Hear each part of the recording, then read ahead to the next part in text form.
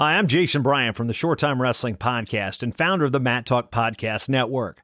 Shows on the network are individually owned and operated, and those opinions presented and expressed may not reflect others, the sponsors, patrons, or the parent network. Find more shows about the greatest sport in the world at the Mat Talk Podcast Network at mattalkonline.com.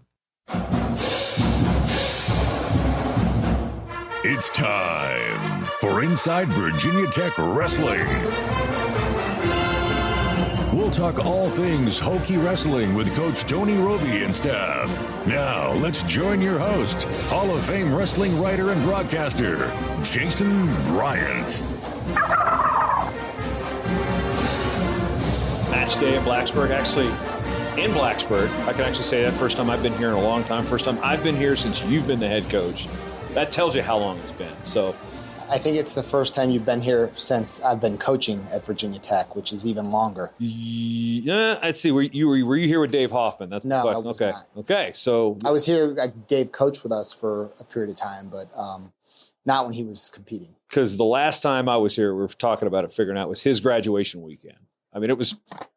Yeah, it was probably right after I got hired at Virginia Tech in June of 2006. Dave graduated in May of 2006, if I recall correctly. Tumultuous time in Tech wrestling history at that point. I just remember that I was wearing the inside of the remnants of a big A mug from one of the establishments downtown that one alumni, Tom Long, decided to give me a shower with. So interesting times. We're talking about wrestling today, not about my travels here in Blacksburg over the years, but wrestling Duke, ACC match.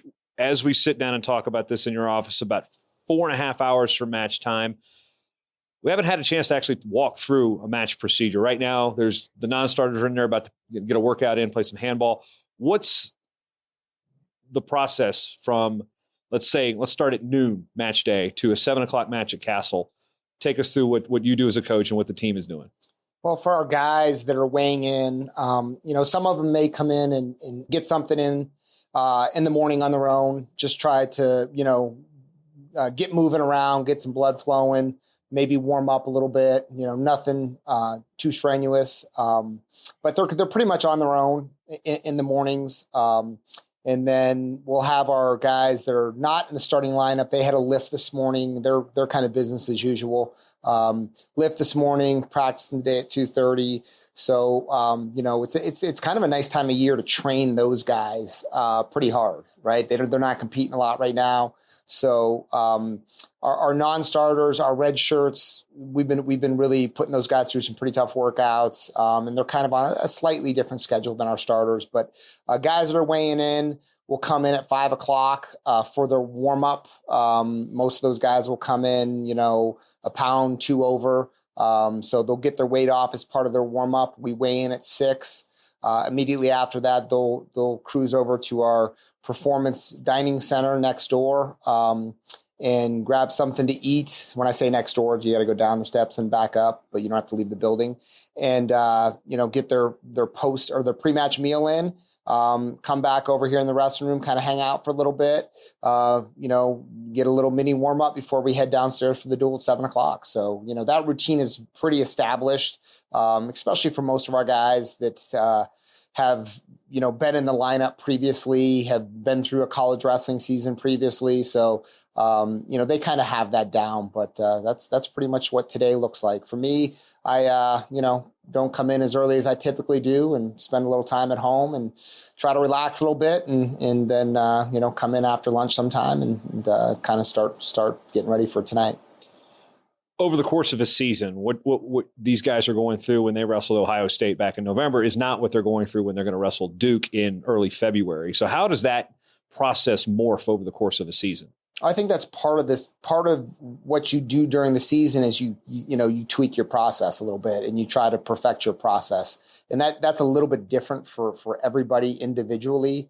The structure of it for us doesn't change much. We typically, if it's a 1 hour weigh-in, and which for, dual meets, it always is, we're typically going to warm up an hour before we weigh in and then wrestle. So, but again, we talk about, the process, you physically, mentally, nutritionally, sleep-wise, all of those things you have to kind of evaluate from match to match and try to figure out what works best for you and when you felt the best, and try to duplicate that every single time you go out there, because all of those little things are important and they add up, and they certainly affect your performance.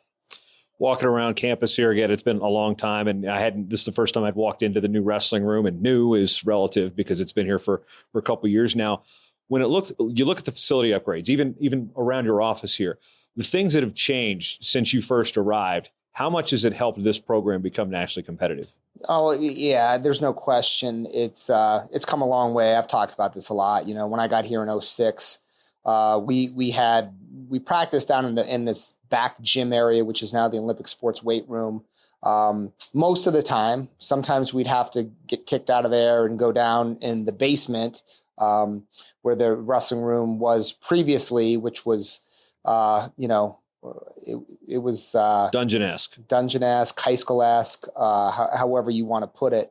We came up here in this area, and it's been more than a few years. I think it's been a decade, close to that. But when we got this space up here, I think if you look back, you can see there was a change in recruiting and, obviously, and how that impacted the results of our program too. It was definitely a game changer for us when we moved up to this space, had kind of a permanent space, had something that's, was at the time, one of the nicer ones in the country. Obviously, lots changed in the last 10 years, and it's still very nice, but it's Michigan builds a new one, Ohio State builds a new one, Iowa's building a new one. Everybody's upgrading their facilities. And so what we tried to do is just enhance this as much as we possibly could, our area.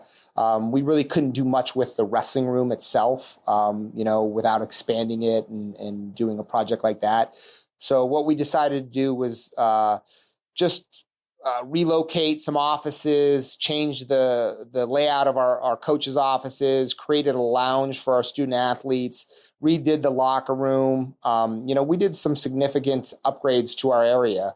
It was around $800,000.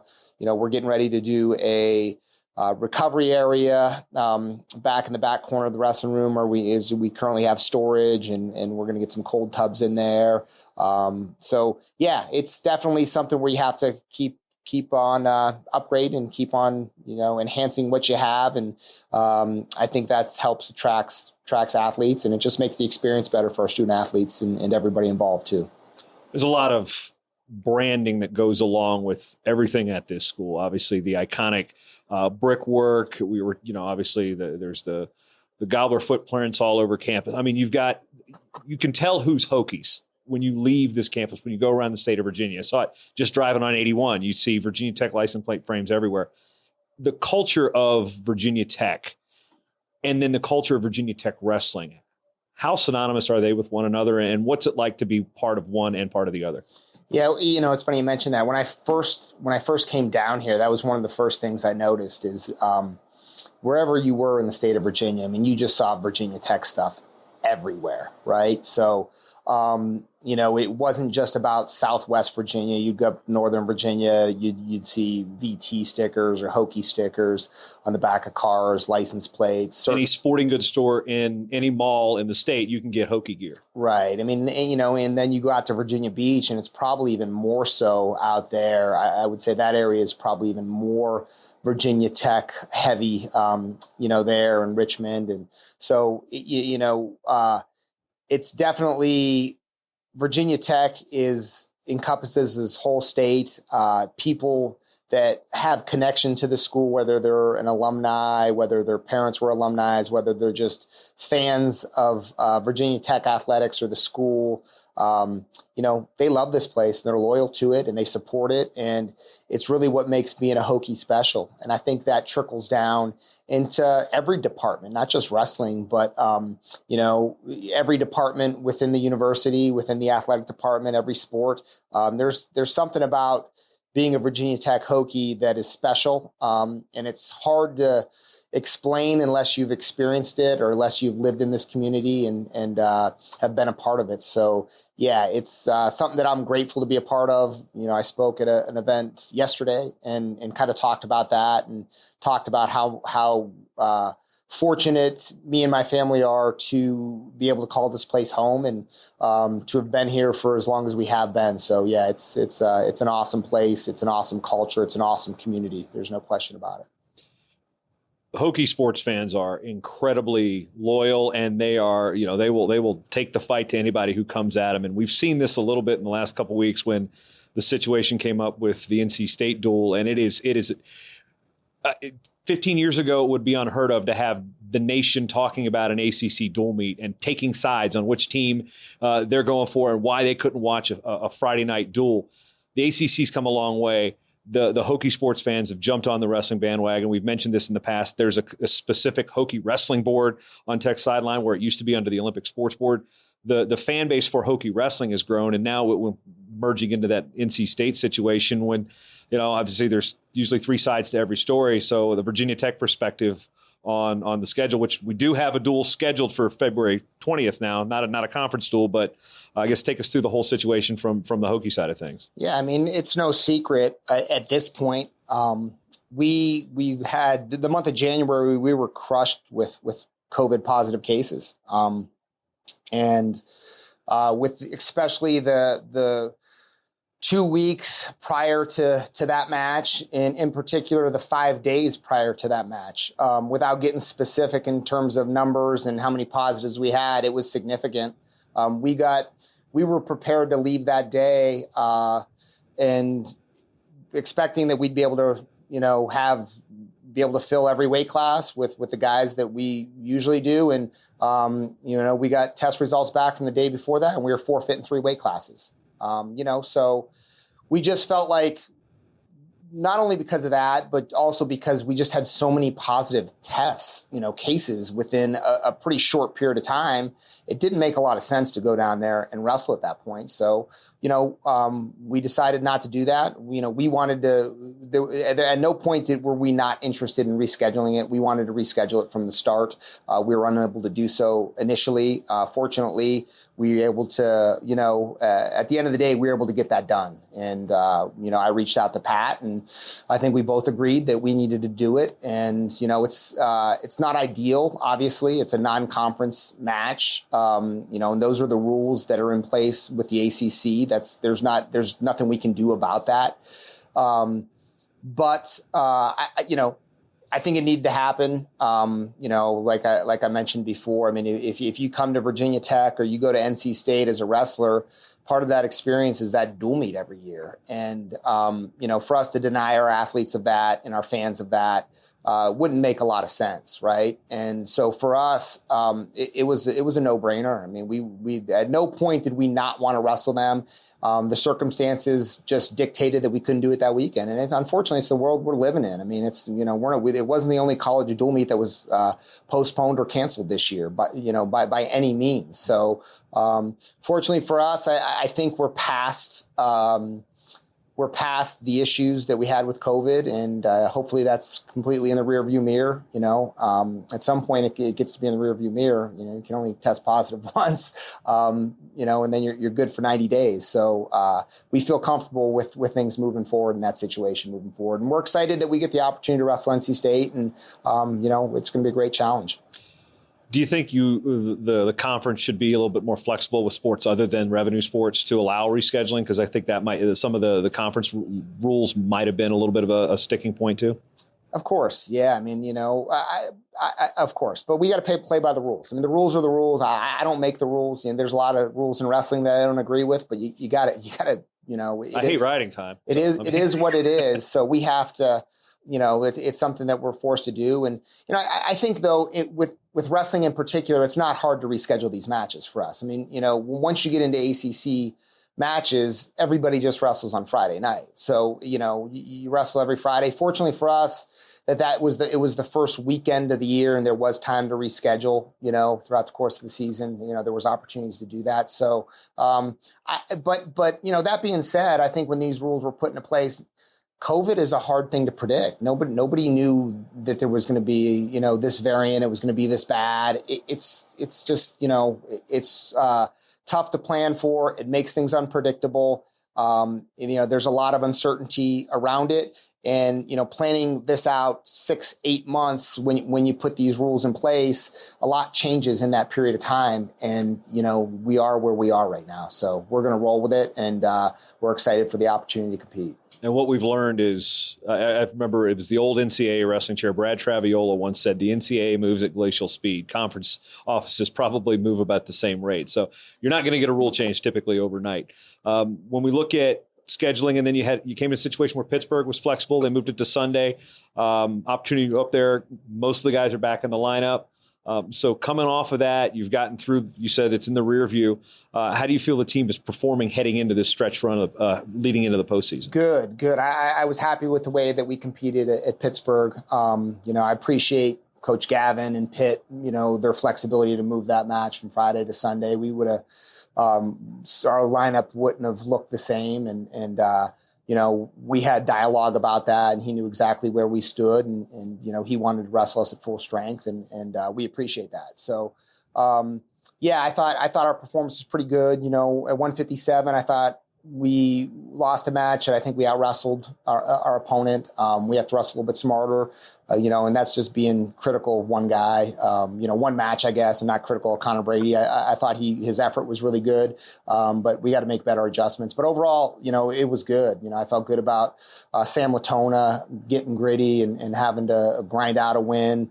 Corbin Myers, getting a win on, wasn't the way he wanted to win probably, but I still felt like, we were in position where, we were real close to scoring a couple times. I think, we got one that was overturned that was close that I think Corbin could have nailed down. So I feel like he's starting to do his best wrestling at the end of the year, and that's really what we're looking for. Hunter Boland looked like the old Hunter Boland, the guy that I'm used to seeing. Makai Lewis looked fantastic. Traxler.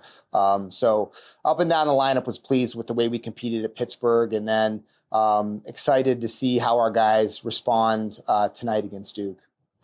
We look at the makeup of the wrestlers. You get a lot of 5th, 6th, 7th year guys, which is atypical. Usually if you have one, it's kind of a rarity, but in the last couple seasons, grad students, injury red shirts, basically that free year has become a thing. And then the COVID year even adds to it. What have you seen from your more senior members of the squads in their last run that maybe they didn't have in previous years, or previous athletes that have maybe had, this is their 5th year, they're still a little dinged up, they probably should, they might not name names here, but some people probably shouldn't have wrestled that 5th or 6th year, where you've got guys that are wrestling their 5th and 6th year. This year it seems like they're really hitting on all cylinders. Yeah, I think they understand the season,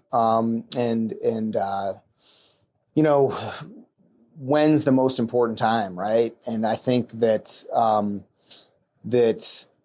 that's really what you gain with experience, right? And you figure out, that you need to be wrestling your best at the end of the year, and I think that's in their minds. I think they realize that, and hopefully that we'll see that come to fruition here down the stretch. But we've got great leadership with Corbin Myers and Hunter Boland and Traxler and Makai Lewis and guys that are been in the program for a long time. We haven't had that in a while. We've been young for a while, so that's good. But I think every other team in the country is in a similar boat with a lot of these guys that are in their 6th year and have that extra year of eligibility. So it's going to be interesting for sure. I think that this year at the NCAAs is probably going to be, quite possibly the toughest NCAA tournament ever, at least in my era, because of that additional year and everybody that came back. And instead of competing against 4 classes, you're competing against 5 classes in a lot of cases. How does that change up your mentality as a coach?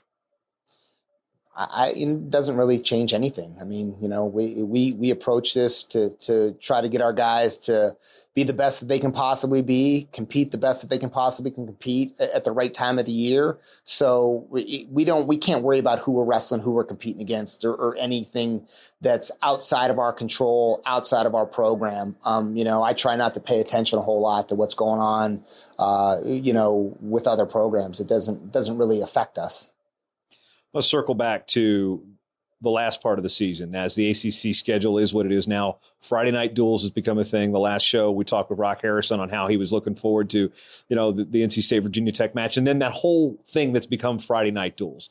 Kind of atypical where you see a lot of Friday, Sundays in the bigger conferences, but now Friday night duels, that's the conference matchup, one duel a week. How has it been good for this program? How has it been good for the image of the ACC? It's just a platform that we can show people exactly how good and how competitive the teams are and the athletes are in our conference, right? And there's a ton of, if you look up and down everybody's lineup, there's a ton of really good guys, within every single program.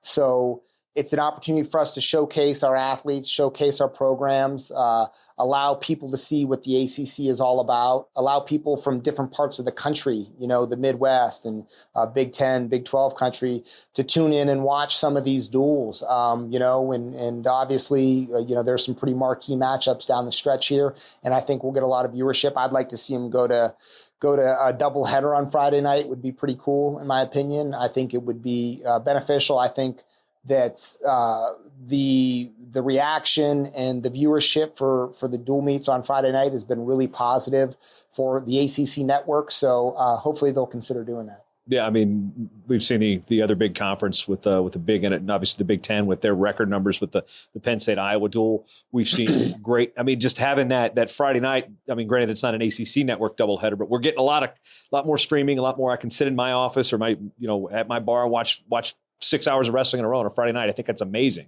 Yeah. And one thing where I've seen it also is you're saying, getting those eyes from the Big Ten country. It's putting the ACC into the homes of these top 5 recruits and say, oh, well, it's not just that we're wrestling in this super good conference, but you get to see them. It's not like the parents say, okay, we got to get on this. How are we going to get to Blacksburg every weekend? Yeah. You sit back, you turn on your big screen and you watch it. Yeah, there's no doubt. I mean, it's a must in this day and age for us to be able to have that platform, have the ACC Network for our guys to get out there and to help our program and wrestle on national TV. It's pretty cool. It just elevates everything about ACC wrestling.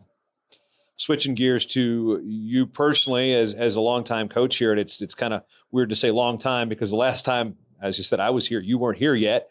It's been that long, but this April coming up, you're going to be inducted into the National Wrestling Hall of Fame on the Virginia chapter. And what's it mean to kind of get that call? And like, this is your new home and your new home and the people in it feel you've done such a notable job at putting Virginia Tech wrestling and college wrestling on the map here in the state that they're honoring you with the induction to the Hall of Fame. Yeah, I mean, it's definitely an honor.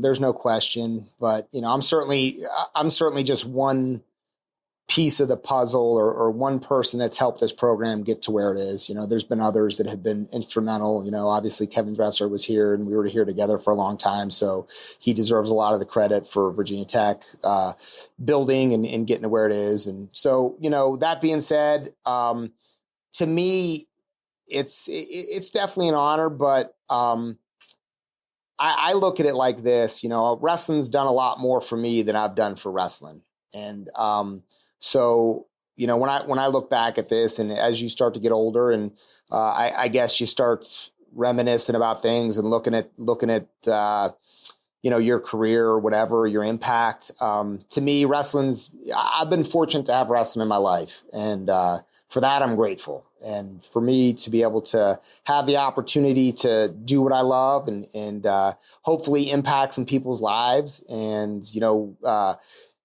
be able to put my family in a position where we can live in a place that we love and I can support my family and they can grow up around a place like Virginia Tech.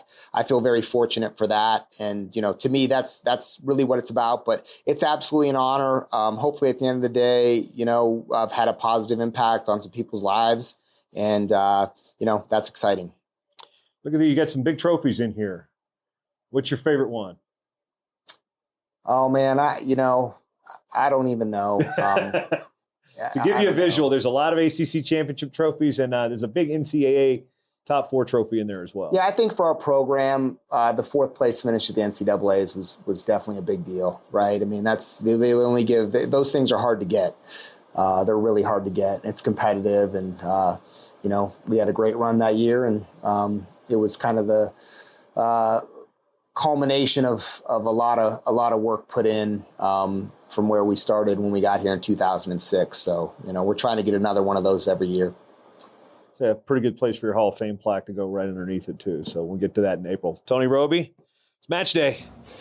Thanks, Jason. Appreciate you making the trip down, man. It's good to see you. It's been a while.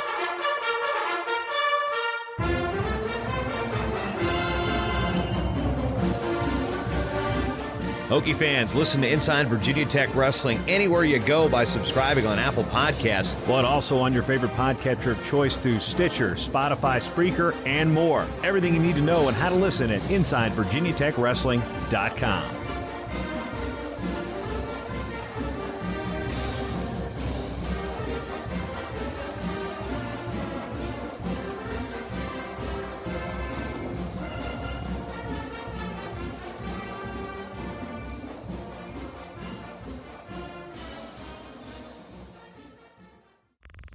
This show is part of the Matt Talk Podcast Network. For more wrestling podcasts, head over to MattTalkOnline.com.